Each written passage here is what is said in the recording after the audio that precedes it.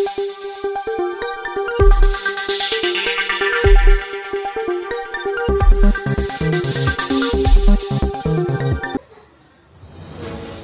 day, Philippines. This is Jonna as BUHIAN. I am Marian BAER. Welcome to PH News. At your service of Filipinos.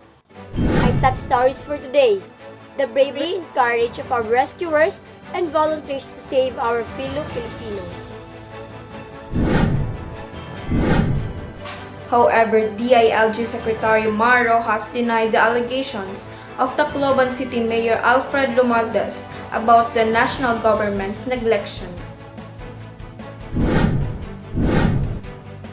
The wind and rain brought by Typhoon Yolanda can hardly see any houses because of the strength of the storm.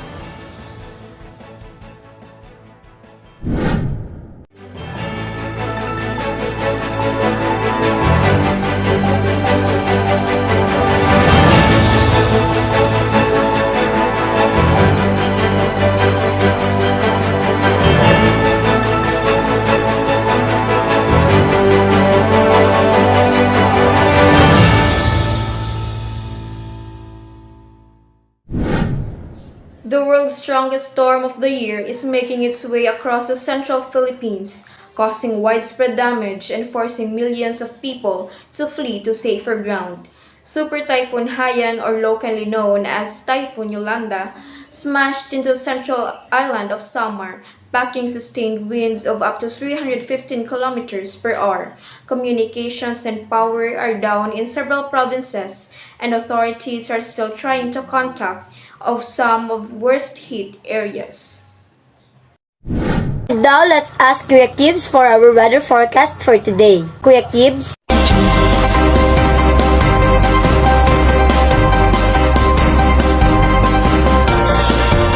Give you the weather forecast for today. I, Kuya Kibs, will be weather forecaster. As for the moment, Manila, Philippines, Pag-asa issued weather bulletin number 7 for Super Typhoon Yolanda at 11 a.m. on Friday, November 8, 2013. Typhoon Yolanda has made 4th landfall over Daang, Batayan, Cebu, and 5th landfall over Concepcion, Iloilo, according to Weather Bureau. Yolanda, after hitting BUHIAN, Eastern Samar, and Tolosa, Leyte, is now in the vicinity of northern tip of Cebu and will traverse Visayan Sea and will hit Panay Island between 12 to 1 p.m. Then will pass in the southern part of Mindoro, then Busuanga, and will exit the Philippine landmass this evening towards the West Philippine Sea. The eye of Typhoon Yolanda was located based on all available data, including Mactan Doppler radar over Daang, Batayan, Cebu. It has maximum sustained winds up to 200 km per hour near the center and gustings up to 250 km per hour. It is forecast to move to west-northwest at 40 km per hour. Typhoon Yolanda is expected to be at 245 km west of Ambulong, Batangas by tomorrow morning. By Saturday afternoon, it will be at 742 km west of Subic, Zambales, or outside the Philippine area of responsibility. The Pag-asa announced warning signal to those places near the Typhoon Yolanda was located. Pag-asa advised that the public warning signal number 1 elsewhere are now lowered. Estimated rainfall amount is from 10 to 20 mm per hour. Heavy to intense within the 400 km diameter out of 600 km diameter of the typhoon. Sea travel is risky over the seaboards of Northern Luzon and over the eastern seaboards of Central Luzon. Residents in low-lying and mountainous areas under Signal 4, 3, and 2 are alerted against possible flash floods and landslides. Likewise, those living in coastal areas under aforementioned Signal 4, 3, and 2 are alerted against storm surges will reach up to 7-meter wave height. The Public and Disaster Risk Reduction and Management Council concerned are advised to take appropriate action and watch for the next bulletin to be issued today. Once again, this is Kuya Kibs, and remember, life is weather. Back to you guys. Thank you for the weather forecast, Kuya Kibs. Miss Gemma, can you give us information about the current situation in Tacloban and what does the area looks like?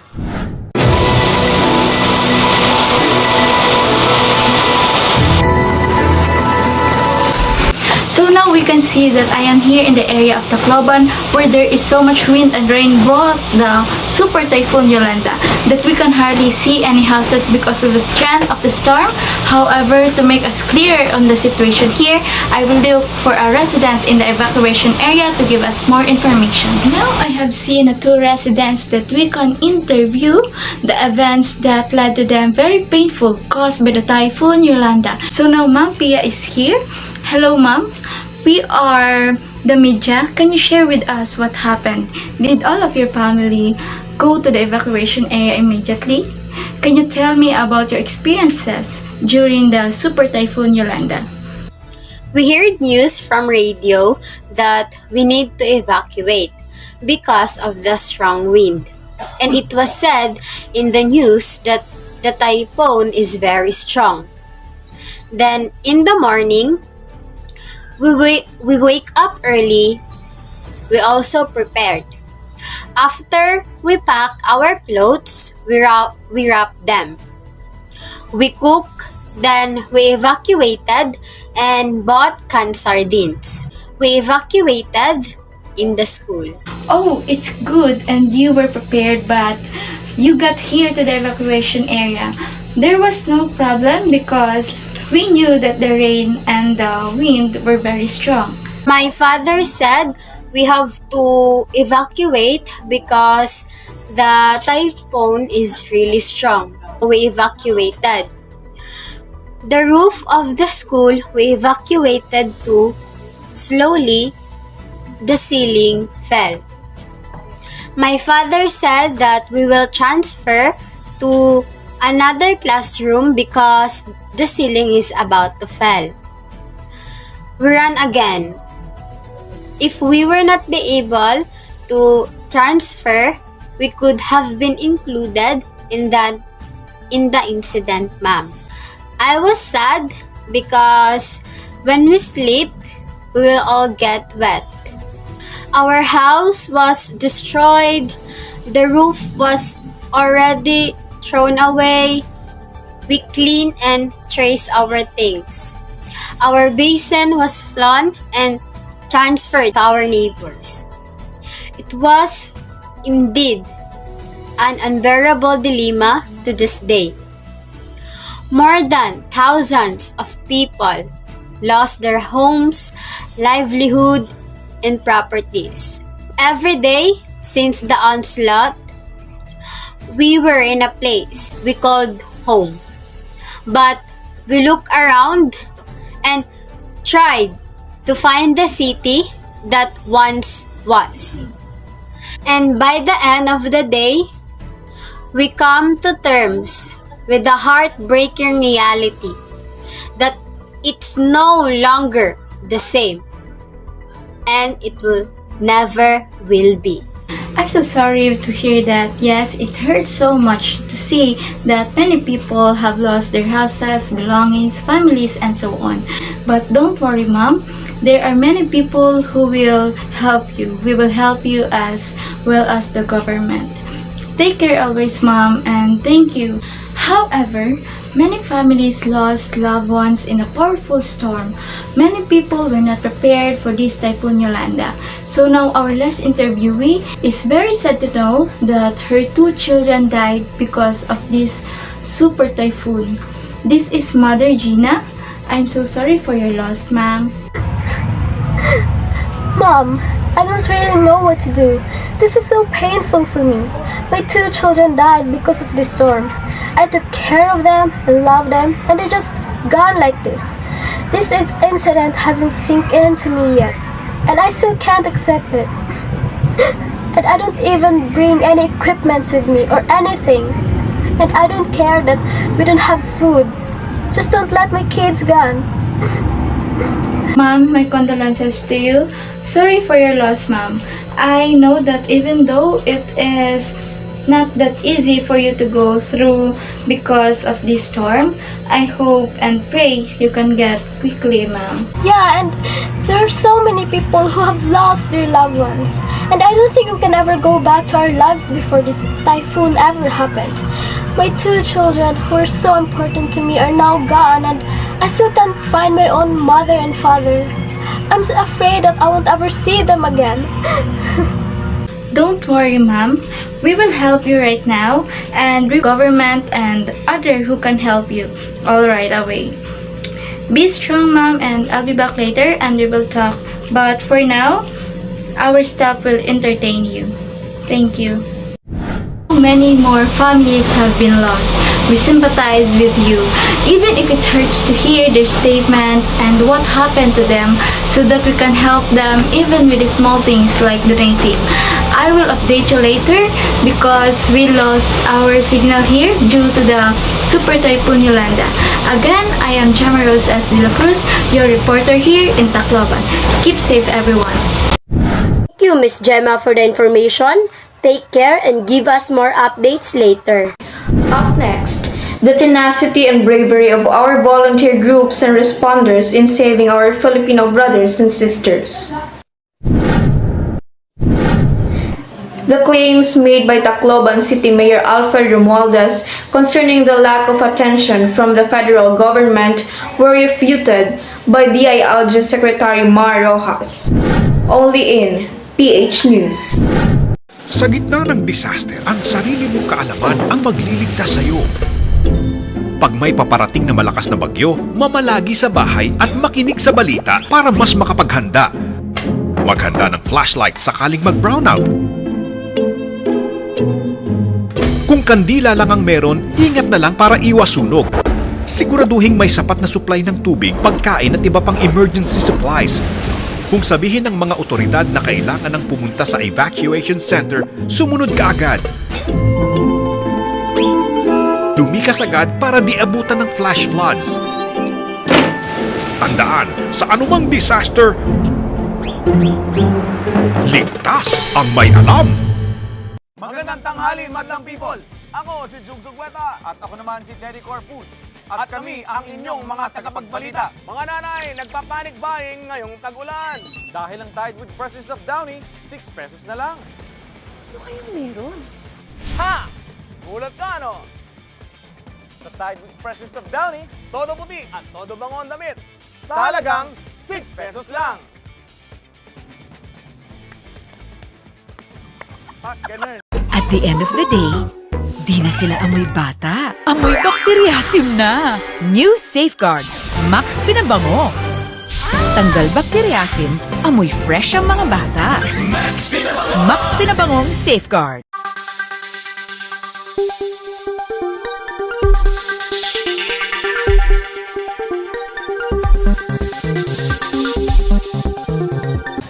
Super Typhoon Yolanda has caused a lot of destruction in the central area of the Philippines. Ms. NOVABOS, who's at the evacuation area, how's the situation of the people there? How did our volunteers and rescuers fight this storm for the public safety? Yes, Miss BUHIAN, I am now here in the evacuation area, and as you can see, there are many people who have been evacuated and rescued. I am with the Executive Director of NDRRMC, Ms. SALMASAN. Ma'am, this typhoon is really strong and caused a lot of destruction in town. What is being done to reach all the towns ravaged by Typhoon Yolanda?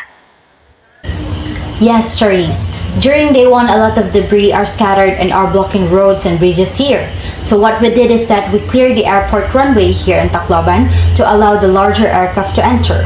Now, 3 C-130 aircraft were able to land here on the first day, bringing personal, relief goods, and a communication van, thus partly restoring the communications here in Tacloban and allowing better coordination with the search and rescue. We have also an additional patrol jeep, 2 motorcycles, 3 personal carriers, and 508 personnel were deployed from the PNP Special Action Force. A 106-man army contingent from Catbalogan also arrived here in Tacloban within a day to augment government forces. And in addition to that, 6 M35 trucks 1 KM450 truck, 1 wrecker, and 1 ambulance were also deployed. Now on day 3, the 3rd MMDA team arrived in here. We have Ormoc's MMDA team transferred here to help with the rescue efforts. Now following by the action taken on day 5, November 13, the Philippine Navy conducted decongestion operations in the Matnog and Allen Roro ports, which eased the heavy traffic that was preventing resources from coming here in Tacloban and also with the nearby towns. So Charisse, we are really doing everything to reach every corners here in Tacloban City. Even today, we are still continuously deploying man-force and assets to ensure that help will be extended to everyone as soon as possible. What is the situation of Tacloban Leyte after the surge of Typhoon Yolanda? Unfortunately, Charisse, Tacloban City is totally flattened now. And as what we have estimated, it is 90% damaged by the Typhoon Yolanda. There are 2,707 number of deaths and 731 missing. Actually, the estimated death toll of more than 6,000 included only victims who had been identified. Uncounted were those who could not be identified and were temporarily buried in mass graves in Suhi and Basper villages in northern Tacloban. Thank you for that, Ms. Salmasan, for the bravery and also for the courage to help our fellow Filipinos. This is Charisse NOVABOS reporting from Tacloban Leyte. Back to you, Ms. BUHIAN. Meanwhile, DILG Secretary Maro has denied the allegations of Tacloban City Mayor Alfred Romualdez. According to Romualdez, the national government neglected Tacloban City and other cities after it was hit by Super Typhoon Yolanda. Rojas, on the other hand, was willing to have a lie detector test to know who was telling the truth. BARRIOS has the news. Before Typhoon Yolanda arrived at Tacloban City, DILG Secretary Mario Rojas focused on the government's operations and stayed there for 2 weeks following the typhoon. So he was disappointed with Mayor Romualdez's allegations that the national government neglected them. Secretary Mario Rojas appeared at a press conference earlier to answer what Mayor Romualdez said. The first is about the alleged non-immediate deployment of police to prevent chaos in Tacloban. I am here to clarify the allegations that was thrown by Mayor Romualdez on the hearing last day. That was not true.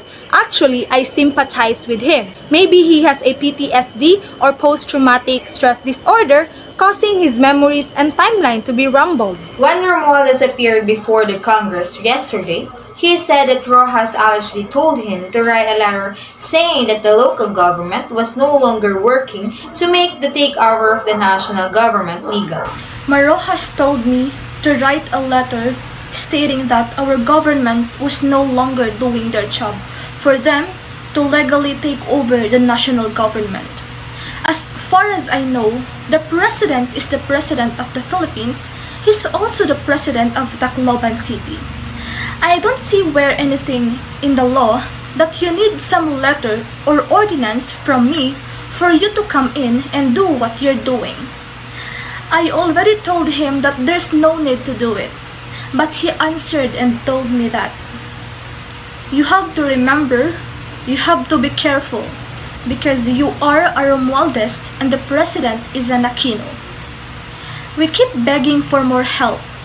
In fact, I even asked the president directly the second time we met, but they don't impart the help we ask for.